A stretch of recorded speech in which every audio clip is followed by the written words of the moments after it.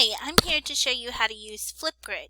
So, in the email, you will click on the link called FlipGrid right here, and it will take you to the personal page that I have created, Miss Carrillo's Wizards homepage. The student will need to enter their student ID number, which is their username on their class link.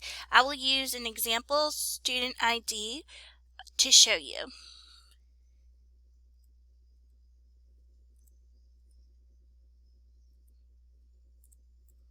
And then you will say, let's go. Then you will need to go down, and the first post is posted. Favorite reading spot.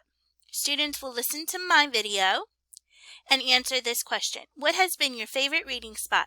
Record yourself in that spot with a book you love. They will add their responses here. It will be a 1 minute and 30-second video that the class and I can only see. This is not public.